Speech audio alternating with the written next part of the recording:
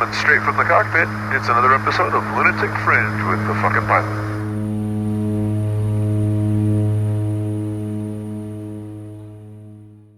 Ready, set, go! All right, back in the can for another edition of Lunatic Fringe Into the Void. I brought a fellow aviator, a pilot on in to sit and talk a little shit with me, but this particular aviator he doesn't like microphones. They fucking make him nervous. So, before I even ask who he is, I want you to take this. Take this. Take this. Oh, no. Yeah, so take that. And to loosen things up, I want you to sing me something. What do I sing you? You tell me. You're the fucking musician / singer, so sing me. I know you don't know Major Tom how to play that, but you sing it all the fucking time. Ground control to Major Tom. Yeah, do you know how to play that? No. No? Okay. So what do you know? Sounds good. Sounds similar. Yeah. Do you know any happy songs? Ground control to Major Tom. I want something happy. Sing me something happy. Okay.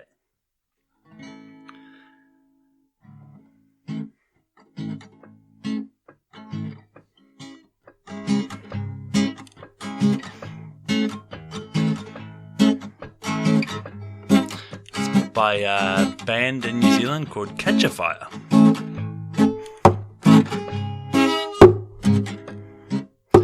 Seriously,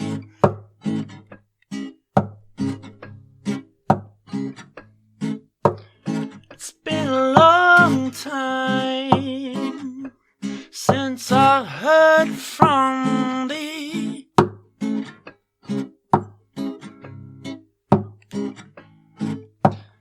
Since you dropped me a line, well, I know what you've been going through. Well, I know what I've been telling you. Girl, seriously, give me another one. Oh yeah, yeah, I know what's gonna happen next. The rhythm will pull you into this here jam. I reckon the rhythm just can't stop you moving. Everywhere you look, people be dancing there.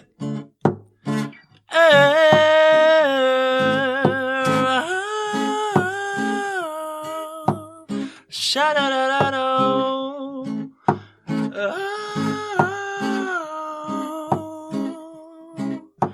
Seriously. Oh. It's been a long time since I heard from thee.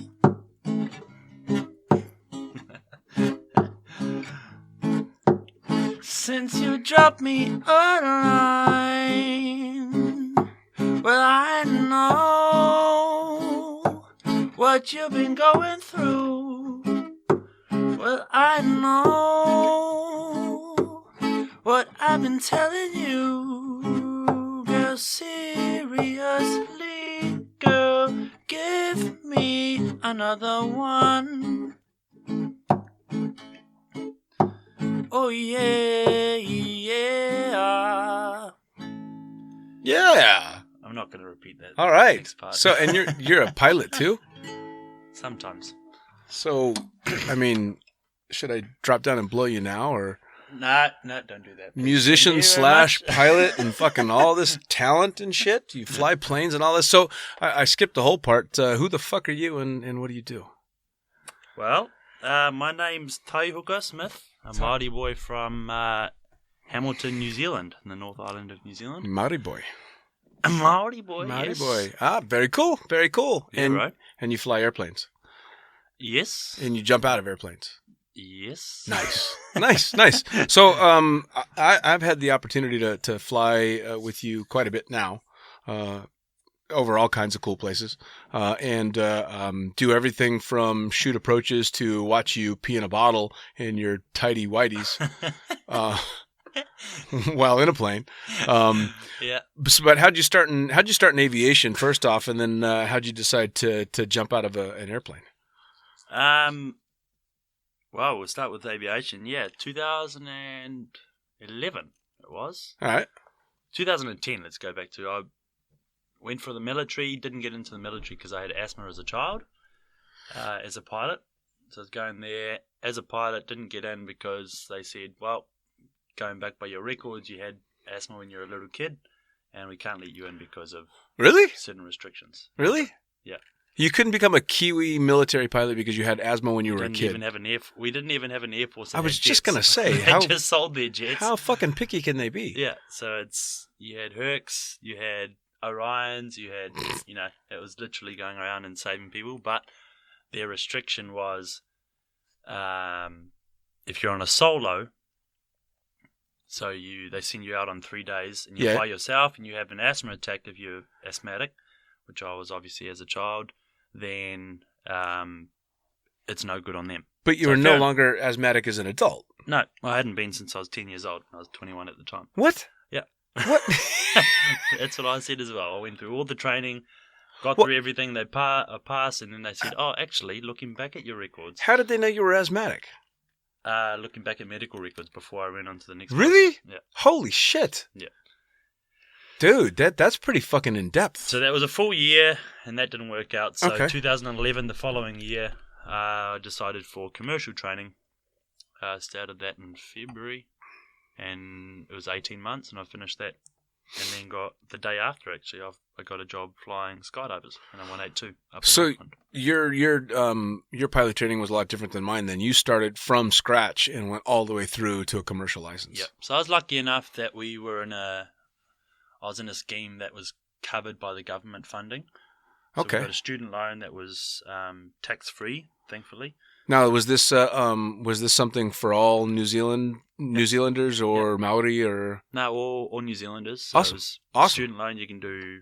You can train as a doctor. You can train as a pilot. You could train as a pilot, should I say? And they would cover the whole thing, tax free as long as you remained in New Zealand. So. Okay. All right. Obviously, I'm no longer in New Zealand, No. so I got to pay a little bit of tax on that. But Yeah, fair enough. she's all right. Fair It's enough. worth it. But you ended up your first gig out was flying jumpers. Yeah. That couldn't have been a plan though. The following day. The following day. You Yeah. what? Like you So graduated and next thing you know you were flying. You got hired to fly It was jumpers. quite funny, yeah. Wow. I did it was about a 3-month course to be an instructor for flying. So my plan B was teaching people how to fly planes. Okay. But plan A was flying skydivers to get my hours up to then move on and progress up the chain. Okay. So I put CVs out into the various companies. Actually, the main one that I put my CV out to was Ballistic Blondes, where you obviously worked. Davey and Kelly. Yeah, Yeah. exactly. So Yeah. I put it out there, and what was that? What made you choose Ballistic Blondes, by the way? Well, it was the only 182 drop zone at the time that was pumping out proper jumps. So, All right. No, fair enough. Yeah, it was fairly limited in the North Island of New Zealand. Yeah.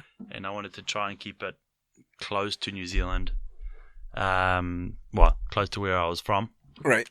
and then obviously branch out from there if I needed to. Yeah. So Blue Sky Skydiving was a company at the time, headed by a good friend of mine, Aaron, and a good friend of mine now. And back then, I obviously didn't know who he was. He calls me up and says, "Hey, we had a pilot that was working for us, or that was, lined up with us, and he's, for whatever reason, dropped out, and Right. we need him to be replaced within the next 2 weeks." Right. We've asked around at the different drop We've- zone. We've looked checked at, everywhere else and we have no one. So what do you think? yeah, exactly. Yeah, we've gone to Ballistic Blondes. They were good friends of ours, and they've given us your CV, and are you keen? So I went, well, yes, but I've got this exam of mine for my CCAT, so my instructor's rating, This was on the Monday of the week, and on Friday I've got it. If I pass the exam, I'll be there on Saturday. 7 o'clock in the morning, I'll be there up in Auckland, and I'm with you. Did you know anything about skydiving or? No, absolutely not. But I knew that a friend of mine had been flying skydivers, and I wanted to skydive myself. Right. So I knew that flying would be a good way into it. So I said to him, I'll be there Saturday morning if I pass the exam. If I don't pass the exam, 100% I'll still be there Saturday morning, and I'll figure it out once that happens.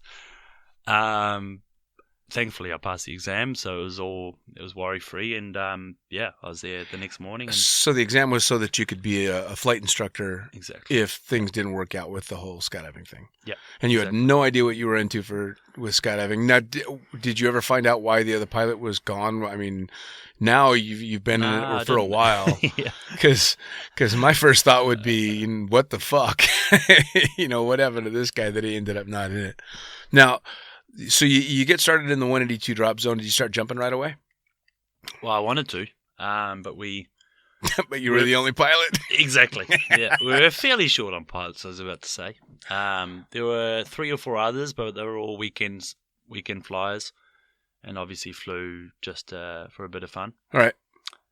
So it took about a year and a half before I decided, actually, bugger this, I want to start skydiving. Got in touch with Aaron, and he said, "Oh, well, as long as there's another pilot that you can sort out to fly at the same time." It took a year and a half because it was going to be, once I was able to get onto a plane with 3 slots available, right, in a 182, which right, is impossible, basically. Right.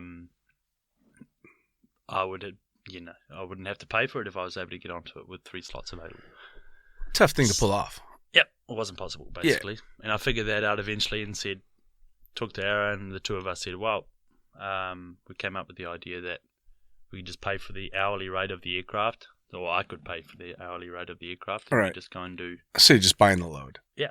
Well, no, I did 4 of my AF jumps. My first 4 AF jumps, I did it in 1.2 hours of flying, so I paid 400 New Zealand dollars and did 4 AF jumps. See, that's a good deal. And my 2 friends, Kitch and Aaron, like my boss and a good friend of mine, Kitch, they said, "Oh, well, we're happy to do it for free. It's going to be awesome fun," and fucking cool. Managed to smash it out for fairly cheap. So you started flying jumpers straight out the gate as a commercial pilot, knowing jack shit about skydiving other than you wanted to go do a jump sometime. I knew absolutely that.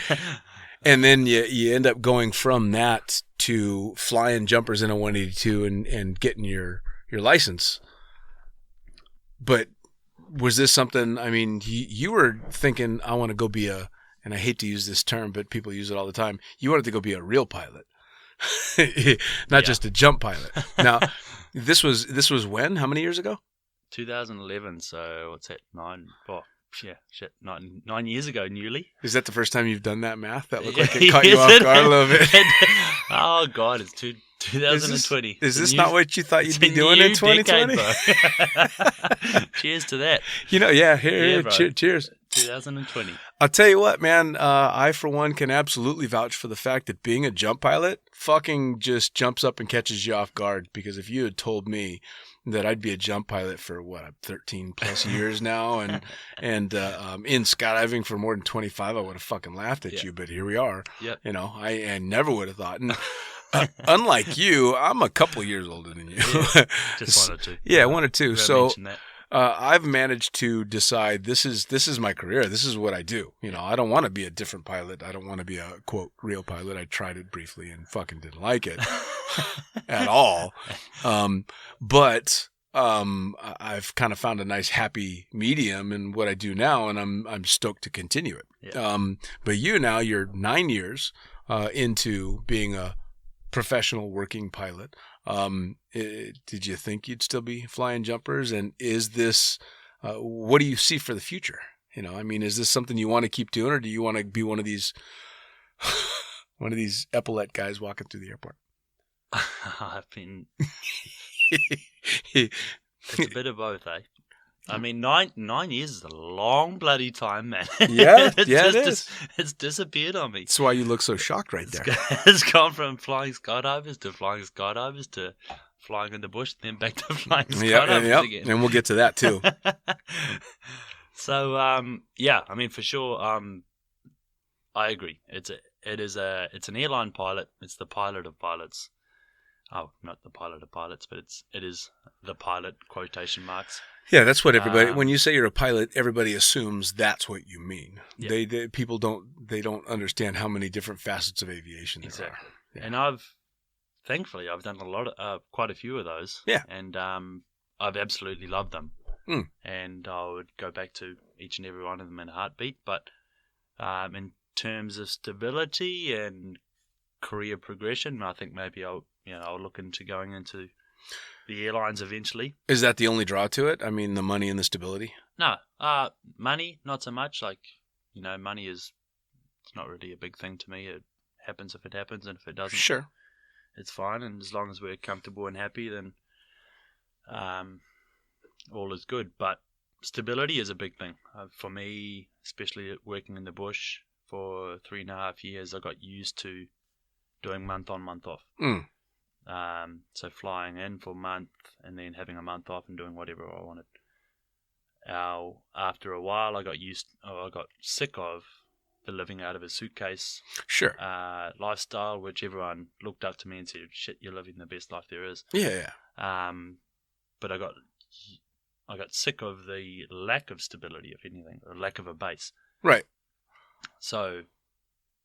Well, and I'd imagine after a while when you're hungry and you want to get something to eat and you've just got this vegetable gourd thing on your dick and you got to go shoot some random deer in the jungle with your bow and arrow to eat, that it gets a little old.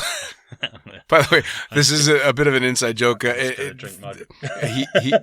He hasn't let on that he was a pilot flying in Papua New Guinea, yeah? Papua, yeah, West Papua. Yeah, so on the Indonesian side. Again, like I said, the vegetable gourd thing on your dick. And yep. Yeah. Yep. That must have been some pretty fucking intense flying. You were in a Pac 750, yeah? Yeah, I was flying a Pac over there, both a Caravan and a Pac. The Caravan EX.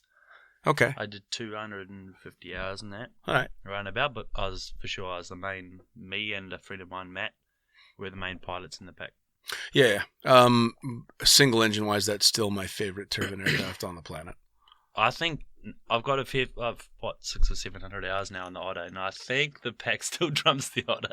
I love flying the Pac 750 as a pilot. The idea of a stick is just a fucking blast. Absolutely. When the Pac is empty, it's super light and it's got ridiculous power, so it does anything you want it to do. But I love the Otter. The Otter is beautiful. I mean, they both are. Yeah. No, they're absolutely, as far as lower speed turbine aircraft go, and especially STOL aircraft, they don't get any better than those two. Maybe the Porter, but I haven't got any. No, I don't have any tailwheel experience, and from everything I've been told, even accomplished Porter pilots get scared by that fucking pirates as well. Pirates, yeah, pretty much. Most Porter pilots are pirates as well. This is my second podcast today. There's been a bit of wine going on, so. Yeah, that's good. So how'd you end up in Papua? I mean, that's a hardcore gig. Yeah, I mean, they still eat people over there, don't they? Luck of the draw. In parts of the world, yes. Yeah. Well, I mean, I suppose parts of Papua, yes. I suppose it wasn't that many years ago that they were still eating people in New Zealand. No, it was a couple of 100 years ago now. It's a fair bit more recent in Papua than it was. I don't know. I mean, but for me, that was one of the things that I really loved about being in Papua, is that what I was experiencing then in Papua was what my people, the Māori people, were experiencing 200 years ago. Mm.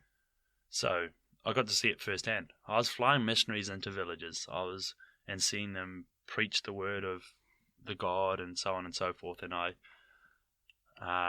happened to walk off at that particular time and go and play with the kids at the other end of the runway. But I got to see all of that. I flew that missionary and I saw people come from 2 weeks walk away.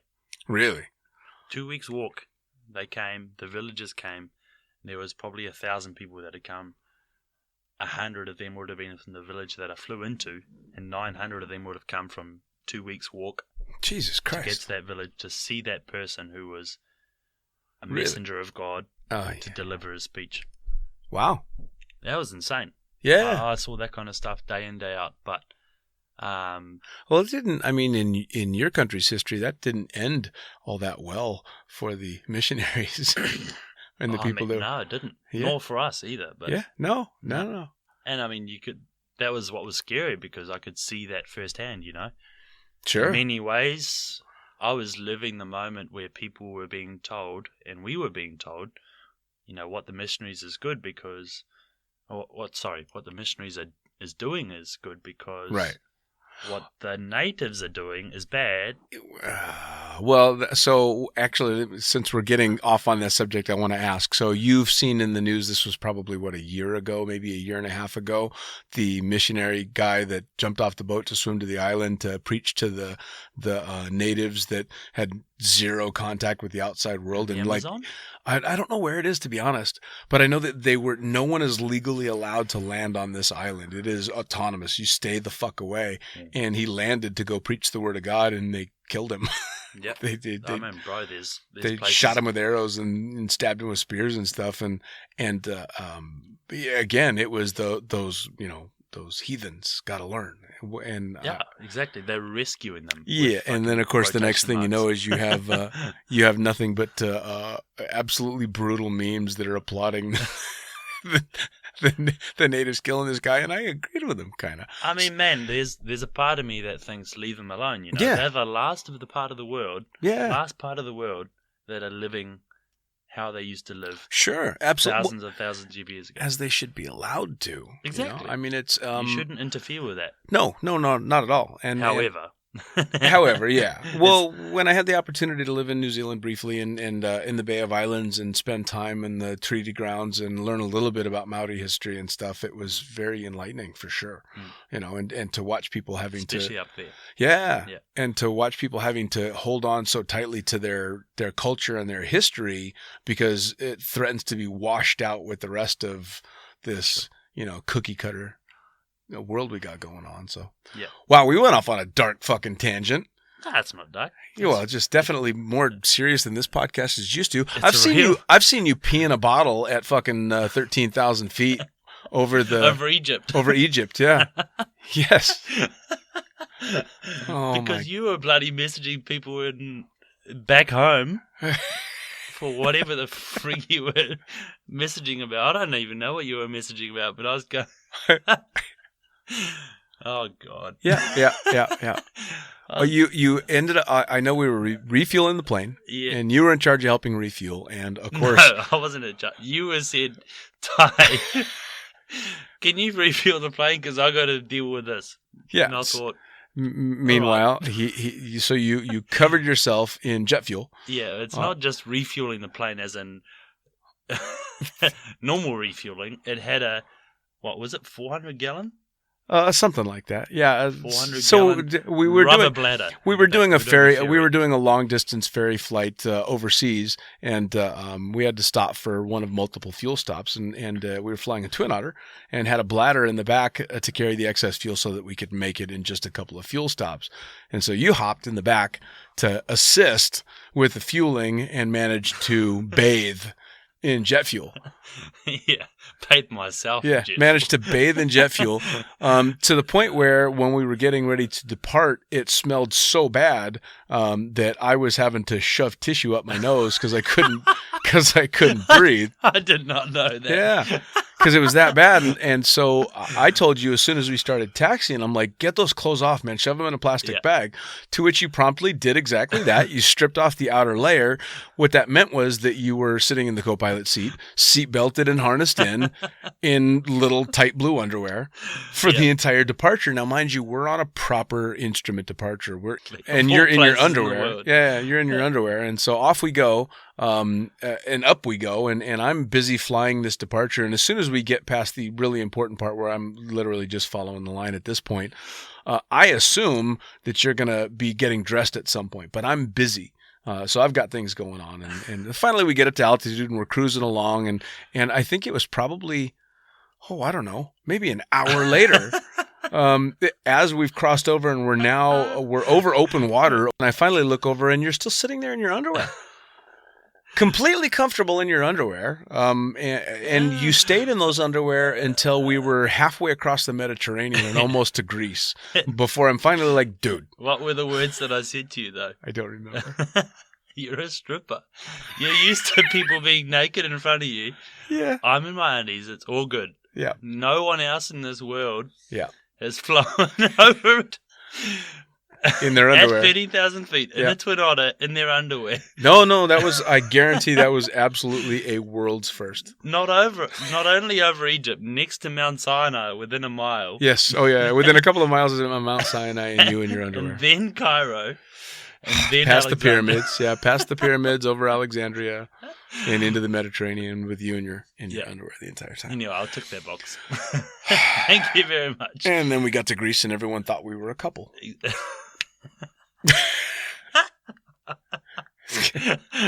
Only because you said it, you put it in my head, and I thought, oh, it was painfully obvious. Man, you were totally not wrong. For those that have not met either myself or Ty, he's younger than I am by quite a few years. Yeah, quite a few years. And I appear older than him. At the time, I had my beard going, and my beard's pretty white. I used the other one. Yeah. It's pretty white. And so we're sitting at this restaurant in this wonderful little plaza in Greece, having a drink because we've arrived in Greece. We have an overnight there. And so we're stoked to be there. Yeah, we're really, really enjoying it. And in Crete. Yeah, in Crete, and it was very, very warm, and one of the popular drinks in Crete is like a sparkling white wine because it's very refreshing, and again, it's when it's hot out there. So we order one off the menu, and they bring it to us, and it's in champagne flutes with a bright red cherry dropped into the bottom of the glass. And as we're taking a quick selfie to celebrate the fact that we're there, it dawns on me that everyone that's walking past assumes I'm fucking you. Without a doubt. It's like, oh, look, the old guy bought himself a young one. And guess what? You were paying for that as well. I was, yeah. You were paying for it. I was paying for every bit of it, just not getting nearly as much out of it as everybody else thought. As the rest of the population thought. That was very funny. Yeah. Oh, okay, so back to Papua. So you ended up getting a gig in Papua with what? How many hours? I mean, how much flying did you done when you decided you were going to do this? Oh, shucks. What was it? I think it was about 900 hours. All right, so getting up there a little bit. 900, and they needed 1,000. Yeah, it was 1,000 they required for insurance reasons. Okay. So I got the job because I had 300 hours in the pack at the time. And the aircraft I was flying in the pack, as you said earlier on, was the pack. Right. And they were struggling. They'd purchased an aircraft. It was on its way, and they were struggling to find pilots that had experience enough to So, wait. So for the second time in your career, you got the job because they couldn't find anybody else? Yep. Thank you very much. Whatever those powers that be are, they're lining it up for me. Yeah, man. And this happens to be the third job that I've gotten for the same reasons. I'll just keep at it. Whatever I'm doing, Dude, it must be good. That's it. So, they get in touch with me. Well, no, I get in touch with them first. There happens to be what was it? It was a site, basically, that throughout Oceania put out adverts and said, people with these requirements, so just an aviation ad. Exactly. Yeah. For jobs. Yeah. I'm just going to have a little burp there. Yeah, that's quite all right. And, anyway, I applied. I replied to the email, and they said, you don't have the requirements. But we'll hire you. But neither does anybody else. So we've come up with a plan. You've got 100 hours less than what we require, so you can fly in the right-hand seat, not in control. For 100 hours. For 100 hours in Papua, because you also need to have 100 hours... In country. In country. Oh, wow. Okay. Yeah, for insurance reasons. So that's not so outrageous, to be honest. The boxes got ticked. Yeah. That's not outrageous at all. And for those non-pilots that are listening, aviation, especially working in aviation, a lot of what we have to deal with is literally just ticking off boxes. Not necessarily on anything that's going to make you a better pilot or more experienced or more qualified for the job, but you just have to tick this particular box in order to be legally qualified, because like a lot of things, aviation is not run by aviators, it's run by insurance companies. Yep. So, well, that's cool, but then you end up in the PAC 750 in Papua, and my personal opinion is the PAC's an amazing aircraft, but it's also not a particularly great aircraft for the type of shit you were doing. I mean, it is and it isn't. I mean, the fact that you're landing off-field, uphill, and all these nasty runways and everything with a prop that on flat ground sits 6 inches off the ground, that's pretty fucking hairy, man. We didn't think about the 6 inches at the time, but absolutely, man. I always think about just 6 inches. Story of my fucking life, man. Thankfully, now that I fly the Twin Otter, I think about a lot more than 6 inches. Than that. However, anyway. I mean, it's when I went to fly the PAC in Chicago, I went from a 5,000-foot paved runway in Yolo County in Davis to flying on a 1,900-foot grass strip, and I was acutely aware that, wow, okay, you tapped the brakes a little too hard, and I'm literally trimming the grass. Yeah, for sure. Yeah, absolutely. Yeah, and there were quite a few strips that would go into that. Well, these things would be pitched up like you're coming in, landing in the side of the hill, and you've told me the story off microphone, and it always brings up the movie Air America. I always think of that scene with the porter. I'd never seen that until I went to Papua. Oh, yeah. I've been in Papua for a year, and then everyone said, "What? You've not seen it?" Oh, yeah. Yeah. I mean, watch it. And for those that haven't seen it, it's this epic shot in the movie Air America with Mel Gibson and Robert Downey Jr. that they're landing this Platus Porter literally on the side of a fucking mountain, and it's got to be pitched up 15 degrees at least. More for sure. Yeah, and I mean they're landing uphill. Now the backside to that story is I believe they actually crashed that plane on that landing. Yeah. Yeah, so that plane didn't actually fly off of that. They landed it, they just couldn't take off again. But I mean that's the kind of stuff that I envision you were doing, and I know it's not quite that intense, but it's still pretty fucking intense. I mean, it was most of the places we were flying into were not that intense, but there were places also that were 200 meters. So what's that? 600 feet? Yeah, it's pretty fucking short. Something like that. 30 degrees upslope. So when you're coming in on approach, you got committal points usually about a mile away. So you're 300 feet above the touchdown altitude, and there's 200 meters of runway in front of you, which looks like a wall. Yeah. It's vertical. Yeah. That thing.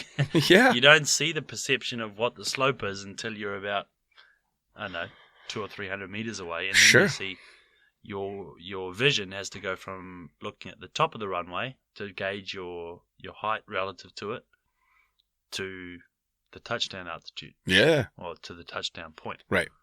And in that moment you see bloody hell. Yeah. Yeah. That thing is really friggin' steep. Oh, yeah. Well, so when you were doing your 100 hours before you were flying there, did you go into any of those fields sitting right seat? Yeah. Because that would have been the most terrifying part for me, would have been having to sit and watch someone else do it. Well, that's why I laughed. Because I nearly fucking died, bro. Oh, no. I nearly died. It was at the end of that 200. It was at the end of the 100 hours. Not long before I was released into the pack by myself, and we were coming into a strip. With a really competent pilot. You know, I had no mistrust that he wouldn't nail the landing. Right. But it was the most complex strip that we had to go to. Okay. Which is why we went there at 6 in the morning. We took off at 6, we landed there at 7. So nice mild conditions. Yeah. So the winds start picking up from 9 a.m. onwards. in the area that we were in. So we land there as soon as possible. And we come in there, we fly over low level, we see that there's no wind. We come in, which is in an EX as well, caravan to EX, which has got G1000s. So big TV screens basically in front of you telling you all the information you need in the world. Yeah. Wind included, which is important at that time. Extremely. And we're approaching the committal point a mile away, and the winds look good. So we decide we're carrying on. So this is at, what was it, 6,800 feet, I think it was. So basically 7,000 feet. So with every 1,000 feet, your true airspeed, so the speed the aircraft is flying, is 2% faster. Sure. So 14% faster, you're approaching at 80 knots. 14% of 80 knots is what you're touching down at. Sure. Anyways, you're cooking it. You're really, really moving when you come in and land. Not only that, but we pass the committal point where there's no wind, and if there's any tailwind component, our SOPs were, our operation procedures were that we go around and we try again. If there's any tailwind component again, we go. Yeah. We don't do it. Yeah. Because of how short and dangerous it is. And this strip has killed a lot of people at the time. In the past 40 years that people have been landing there. So we pass the committal point, all is good, and then we're about halfway through. So, half a mile final, which is 50 feet, 100 feet before the touchdown threshold, and we look and we see that there's 5 to 6 knots tailwind. By this point, we're locked into a valley, which is, the peaks are 3,000, 4,000 feet above us. So you're not getting out of it. You cannot get around. Yeah. I didn't say that earlier on, but these points, the committal point, you pass, if you go full power passing that point, you can't outclimb the terrain that's around you, so you're dead. Yeah. Either way. Anyway, so we're committed, and we see that we've got a 5-knot tailwind. So holy shit, we're freaking out. Powers are obviously already at idle well before they need to be. We see our ground speed is a lot faster than it should be. Right. And against the flight manual, we're cracking beta and trying to get the thing on the ground. We get rid of flaps, we're pulling beta. So you're doing everything you possibly can to slow this thing down. Yeah. And it's not slowing down. We touch down anyway. We've got full reverse. So the EX has got 867 horsepower from memory. We're pulling full reverse, as far as it can go. Full brakes. And I've got a GoPro, which I happened to push record on a minute prior. Of course. I've lost that footage now because I dropped the hard drive. But I'd pushed record, and those brakes were locked up. From the moment we touched down, they were locked up. In reverse, and I'm in the right scene just going, we are dead. We're absolutely dead. We're moving. What was it? So it's a 30-degree runway. So it goes 30 degrees up, and then it levels off. Now, the level off is where the parking area is. And the parking area is about 15 meters long. From where it levels off from 30 degrees to level is about 15 meters. Okay. Which is about 2.5 times the length of the aircraft. Yeah. So we are doing 45 knots where it levels off. Like just before it levels off, we're doing 45 knots. Which, for those of you that are not pilots, is about 70k an hour. It's fucking fast. It's plenty fast. It's plenty fast enough to squirt both these guys out of the windscreen. With full reverse, full brakes, and then we hit that change in... launch ramp. We hit that whatever the frig the change is from 30 degrees to level, and our stomachs go through the roof. Oof. And I'm just thinking, we are dead for sure. We're going to get airborne. We're going so fast, we're going to get airborne and launch straight into that rock wall that's right there. Ooh. And thank whatever the powers above are. All right. We go up, we go down, and whatever comes down is obviously a lot heavier than it was. Yep. So braking is a lot more efficient, and thankfully that brought us to a stop. Oof. Now, obviously, beside the fact that you came up quite short and barely walked away from that 15 one. centimeters short of a rock. 15 centimeters. Prop. Now, were you carrying cargo or passengers? Passengers. Oh, 12 Jesus. 12 of them behind us. Fucking Christ. Yeah. Now, what was their reaction? They were silent. I was silent. From halfway up the runway, I just looked at him and went, "You've killed us, bro. We are dead, as can be." I ask why how the passengers reacted because I flew for about 2.5 years for Seaborne Airlines in the Virgin Islands, and especially when I was brand new over there, I was scared dramatically more than 98% of the passengers because these passengers would take these hops between St. Thomas and St. Croix every single day, twice a day they for would work. Chill about it. Yeah, so Absolutely. they had seen literally everything. Yeah. So you couldn't rattle these people. Meanwhile, I'm one of the fucking pilots and I'm shitting my pants. So it's kind of funny because you had a similar experience, just much more hardcore. Most of the time it was just crazy winds and turbulence that I had to deal with. I mean, that's pretty intense, dude. Yeah, I mean, At what point were you going, fuck, I should have just been an instructor? Oh, man. The entire, 2 weeks after that. I can imagine. We shut down. So this was the first flight of the day because of what I was saying earlier about the winds.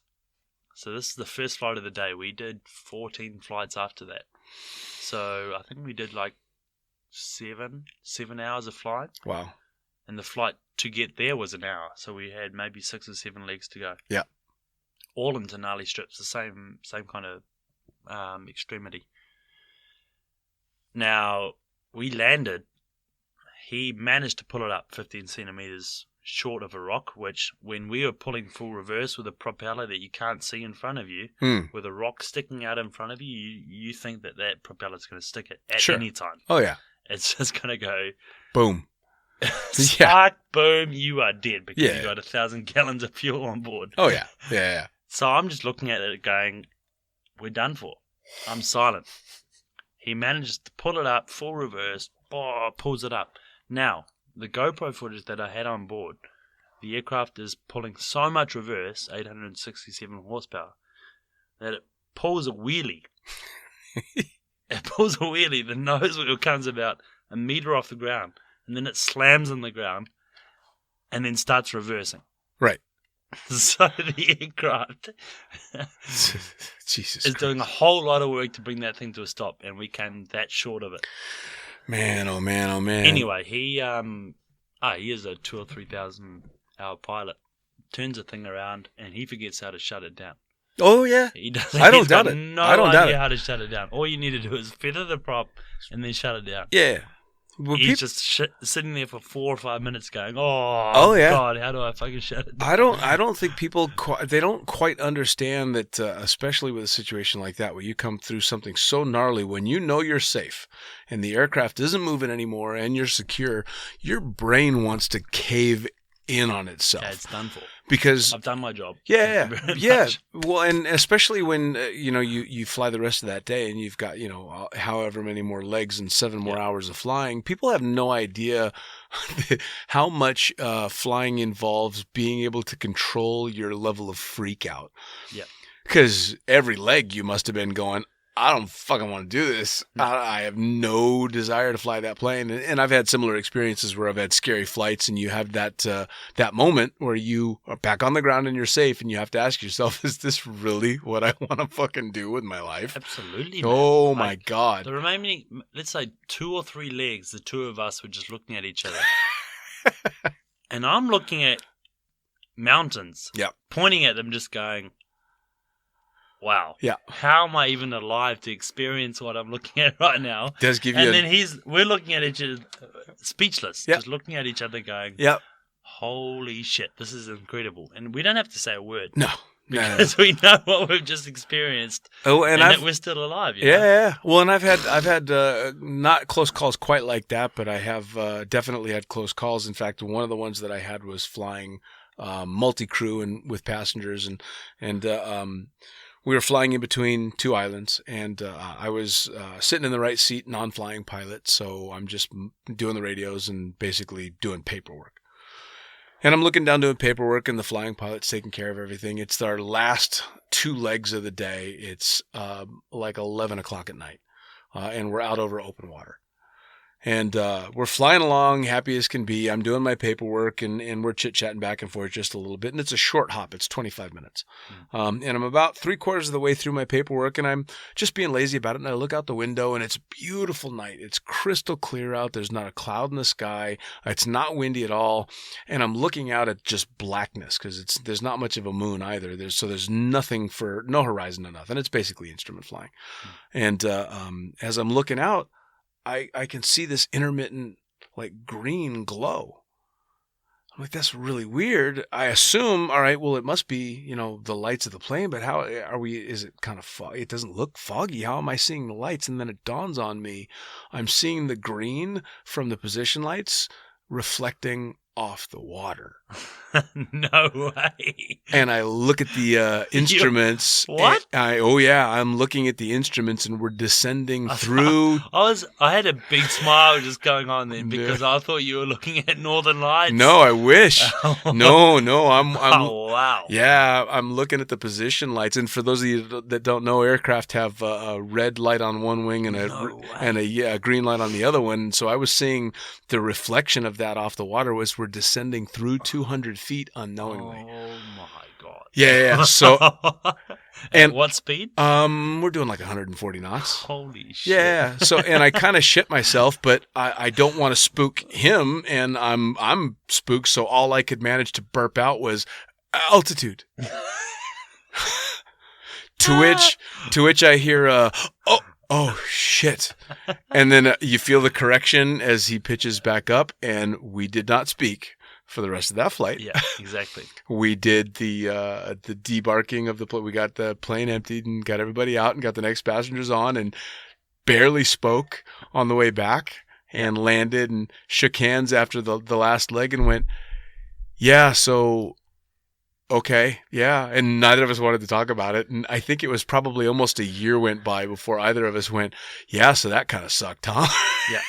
To the T, man. To the T. That's what happened on that day. Yeah, and you just literally go, all right, well, cool. I'm not dead, and I should be. From the moment that we looked at that mountain, and we looked at each other, we still didn't say a word. Yeah, no. We looked at each other and went, we're alive. Yeah, it doesn't. Incredible. Doesn't need to be said. We did another 7 hours of flying. Yep. Every single word that was said were operational. Oh, yeah. Oh, yeah. Flaps 10 degrees. Yeah. Flaps 10 degrees. Yeah. Thank you. Props forward. Yes. That's it. There will be no joviality. There was no... No, we are not little here for... talk or anything no. for... Yeah. No. Well, and which skydivers... happens a lot when we're flying. Of course. Well, and skydivers will understand for sure, but especially pilots, you have those moments, and it snaps you back to just how fucking serious and how hardcore. Because we do get... It's very, very easy to get not complacent, but just relaxed. I don't consider myself a complacent pilot at all, but I do get very relaxed. I mean, you do the same thing over and over again, and it takes very little to snap you back, slap you across the face, and go, "Hey, fuckstick, this shit is serious, man." A plane. Yeah, it's a big deal, and I know you're the same as me. I take my job and my responsibility to that very seriously because I've had circumstances in my past. We joke around about you flying around in your underwear and all that shit. But the truth of the matter is, especially on that flight, this is all taking place in stable, positions of flight when you got to take a piss. Yep. It doesn't matter what you're fucking wearing. We're still doing the job and doing it correctly. But it's when you have those opportunities to get a bit of a giggle out of it, you take it, but you take it in the context that it is, which for us makes it that much fucking funnier. Makes it that much fucking, For sure. Like you and I have worked together on drop zones, and when we're flying together, and God forbid we're on the same radio frequency, the manifest and ground control are ready to fucking kill us. Yeah. I have heard. I've already mentioned multiple times we need our own frequency. Oh, more you than me. I have personally witnessed manifest asking you to shut up at least half a dozen times. In fact, very recently we were flying together, and I heard Manifest go, "All right, Ty, And that's all they said, and you shut up instantly because you're just triggered. That's it. And I was waiting for your response, but I noticed that you didn't respond. I went, No, I was going to let you take the bullet on that one. I've overstepped the mark. Well, this coming from the guy who I've listened to you sing the entire fucking Major Tom song over the air in one microphone key more times than I can count. And for anybody that isn't a pilot, that means that he pushed the button once, which means no one else can talk. And all you can hear is this guy horribly butchering David Bowie's Major Tom. Horribly. It's horribly. majestic. Majestically butchering. Now, all that being said, we get to have that kind of fun while still being very professional in the way that you're flying the aircraft, but it's tough. It's tough to match the fuckstick that's singing Major Tom with a competent pilot at the same time. You know. Yeah, and people think we spend a whole lot of time screwing around up there, and they don't realize just how truly busy. And all the jump pilots listening will agree with me how truly busy shit can get. I had a former jumper turned pilot send me a message, I think a couple of years after he had been flying, and he did a bit like you. He went straight through a college program all the way to ATP and started flying jets. And I think the first plane he was actively flying for work was a 737. And he sent me a message shortly after he did that, and the message in a nutshell said, "I always thought you were just being lazy and fucking around up there. I've never been more tired in my entire life than after a day of flying." And I went, thank you. Welcome to the club. Yeah. And people don't realize it's exhausting. So you kind of take your little mental breaks when you can. Yeah. For sure. Which is tapping that button and talking shiza to people that don't want to listen to you. Yeah. Well, now you also finally became an avid jumper. I know this because I've watched you destroy skydives firsthand. For sure. You tried to pull my shoe off me. I did. I don't know why did I end up with the obsession of fucking with your shoes? I don't know.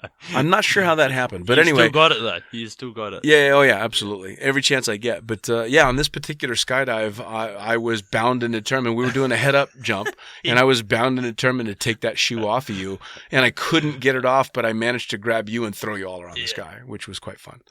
I did enjoy that. So you managed to survive Papua, and you end up working back in the skydiving industry and ferrying aircraft occasionally. We've had the opportunity to do that a couple of times, which has been awesome. What's down the road? Are you still thinking airlines eventually, or after 9 years? 9 years. 9 friggin' years. It's been 9 years. After 9 years, now that being said, you're still young. Yeah. So, you have the opportunity still to take a shot at a big boy career. What's a big boy career? Flying the jets, being a real pilot. Yeah. Is that still something you find attractive, other than the stability? Do you find the idea of going out and flying a fucking, A380, is that cool to you, or? It's cool, for sure. Yeah. There's parts of me that think it's awesome, and I don't know. I look at that machine and think that I'd love to be in command of that. But there's also another part of me that thinks the flying that I've done so far, both in Papua and here, is the best flying that I'll do. Sure. So there's a part of me that regrets that I would go into the airline world, but also that I feel that what I wanted to achieve. Sure. Yeah. No, I see it. When I started out, I've achieved it. Well, in many ways, you're in a great spot too, because a bit like me, I hit that itchy phase in skydiving where I went, all right, is this it? Is this all I'm going to do with, my aviation career?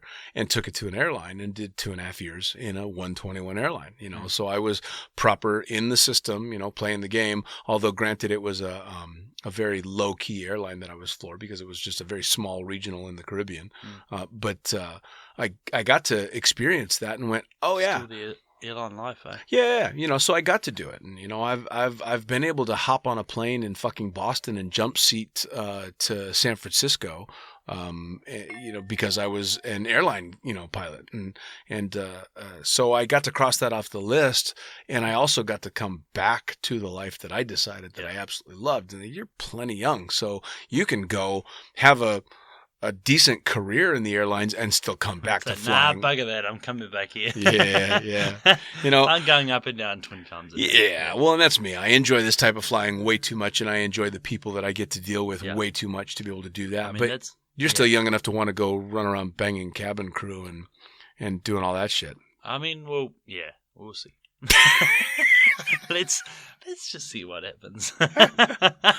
You never know, man. I mean, you could end up having an absolutely great time working for an airline with the chief pilot of the airline betting money on you that you're going to get this particular cabin crew or that one, or you never know. I mean, what a brilliant airline that would be, eh? Yeah, you never know. You never know. You never know. Otherwise, you come back to a similar company that would do the same. Right. All right. So as we round the hour mark, I'm going to ask you. So listening to the podcast, you've got somebody that's just decided they want to start flying airplanes. What advice are you going to give them for what you think they should and shouldn't do? Is there a benefit to the way that you did it in going through a school that took you all the way through commercial, or did you find it was a drawback? What advice do you have for anybody that wants to go start flying? Well, for me, I was super lucky that I was able to get to commercial, get the hours that I needed. Actually doing the instructor's rating helped me get a job in New Zealand itself because we had a 300-hour insurance requirement again for skydiving. Right. So it got me to 290 hours, I think it was. That meant that I was able to get over the hour requirement for insurance. But in terms of, I think in terms of information that I give to people would be just follow what you want to do, Well, I really wanted to fly skydivers. I wanted to skydive itself. So I knew that's that big. Getting into skydiving or getting into flying skydivers would get me into skydiving. And then it went from there. It took me all over the world. I think I suppose it's a bit of a weird question to ask you anyway, because if somebody's listening to this podcast, they're obviously already either involved in or interested in skydiving, so it's already on their radar. But if it's just a pilot that it doesn't necessarily have any direction at all, it would be very difficult now with all the different ways you can go in aviation to decide what kind of pilot you think you want to be. And you and I are both, I for sure am a victim of my choices in that if I wanted to change now and go be an airline guy, I'd have a very difficult time being taken seriously because I've got over 11,000 hours and 300 of it are instrument. I mean, I've got very little experience that the airlines want to see, but a whole lot of flying. So my resume looks like somebody that's just been having nothing but fun. Good old time. Yeah, I've been basically a barnstormer, for my entire career. Luckily, that's the career that I want. Yeah. So I suppose if I was going to give any advice to anybody listening, it's pay close attention to what direction you think you want to go. And if you want to do the airlines, but the skydiving thing is a great way to build hours, make sure that you're still putting in your logbook the things that those airlines are going to want to see. Because what I ended up with was... in your logbook. Yeah, get it done, man. I've got, 3 or 4 landings an hour going up and down in the same fucking airport for years. That's not what an airline wants to see. So if you're thinking of getting into flying, make sure you're ticking all those boxes, as we've said. It's kind of important. And, I mean, the adventure side of it for me has been fucking epic. I mean, absolutely. Yeah. Like skydiving there's no way I look back at what I've done and think that I've regretted it. No, hell no. I was lucky enough that I got IFR time when I was in Papua. So I got a few hundred hours doing that, and the airlines would look well upon that. Sure. As well as the skydiving flying and the jungle flying that I've been doing. Sure. As well as the fact that they see jungle flying as a renegade type of flying. However, people that have been there, flown in the jungle, see that if you are not sticking to SOPs and you don't stick to things that are meant to be done, Oh, yeah. it ends up in one thing and one thing only. Well, that's the And big thing, too. It's a big old crash. The type of flying that you did in Papua looks much better to an airline over the type of flying that I've done because you're two crew. So it's, it's multi-pilot, which is a big deal. It's multi-crew. It's crew resource management. It's all the things that they want to see, and it's damn good training. And it's why I'm very, very glad that I had the opportunity to do the time that I did with Seabourn. Yeah, I've since gone on to a larger aircraft, flying a Sherpa and such, that is two crew required, and it's falling back to the airline stuff that I was taught that's invaluable. So yeah, very cool. And it's a good thing to look back on and be able to say, especially for you, if you decide to go onto the airlines, you've kind of ticked the boxes for all the crazy, wild, fun stuff. And you can do that, and you can always come back this direction. Yeah, exactly. Which is cool. I mean, for me, I feel content that I've ticked those boxes. Oh, yeah. And all the things that I wanted to do before I started flying. And then, now it's just airlines. And yeah. If that doesn't satisfy me, then I can come back to it. But if it does, then we carry on going. Hell yeah. Full power to that. So, as we finish up, skydives, how many skydives have you got? I came here with 70, and I've got... I actually don't know. I've got no idea because I stopped logging when it was about 220. Jesus Christ. Yeah, because that's the number you should stop logging at.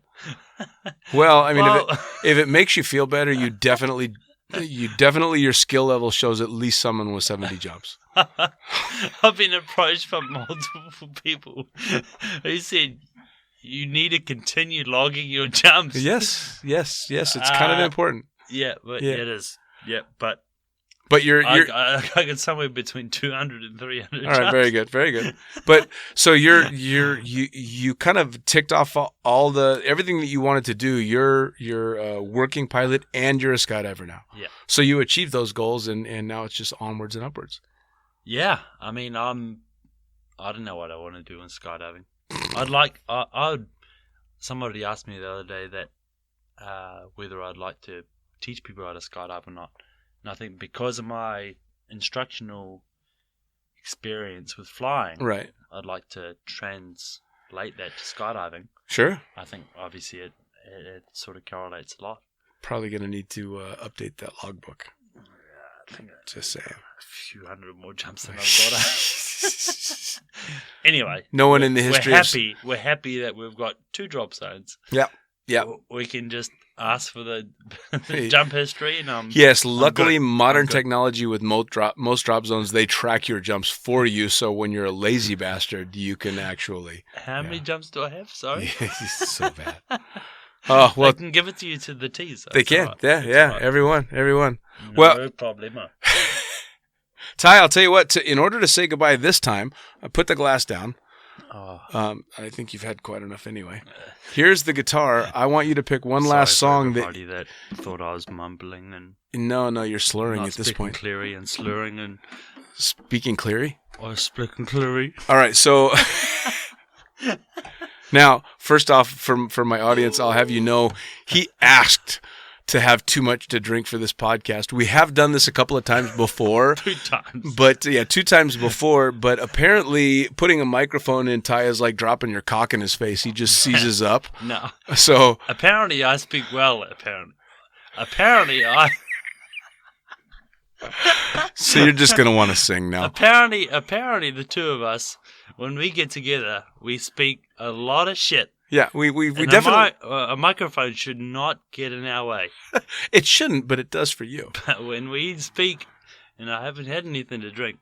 Yeah, well, you've definitely had a bit this time. Things get in our way. It is. So, one last song, and I wanted it to be a happy song to sing us out. All right, so go. What do you got?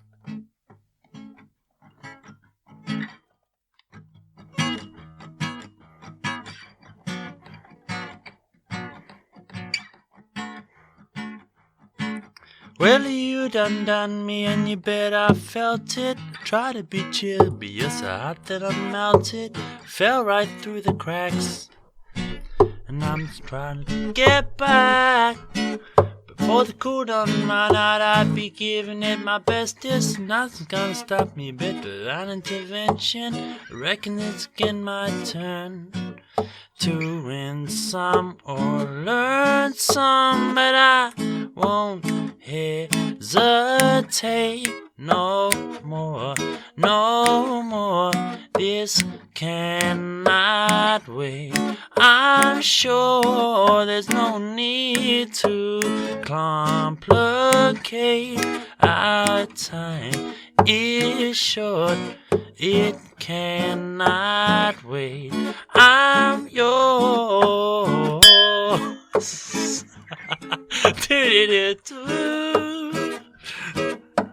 Yeah.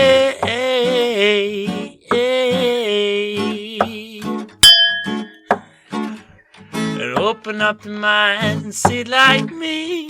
And open up your plans and then you're free. Look into your heart and you'll find love, love. I mean find. Look into the music every moment, people dance and sing. We're just one big family. It's our God-forsaken right to be loved, love, love, love, love. So I our time is short. This is our fate. I'm sure there's no need to come. All right, another edition of Lunatic Fringe Into the Void. Coming straight from the can. Thank you so much for taking the time to join us. It is brought to you in association with the greatest magazine in the known universe. That is Blue Skies Magazine. Head to blueskiesmag.com to check out all the cool swag. You're going to want to send them pictures and article ideas as well. For me, I am the fucking pilot. You're going to find me at thefuckingpilot.net. That's where you can find links to this podcast and every one that I've done, as well as both the books that I've written. That would be the Fucking Pilot book with Blue Skies and The Accidental Stripper, both available in digital and print form. Thank you so much for this fun edition of Lunatic Fringe Into the Void. We'll see you next time around.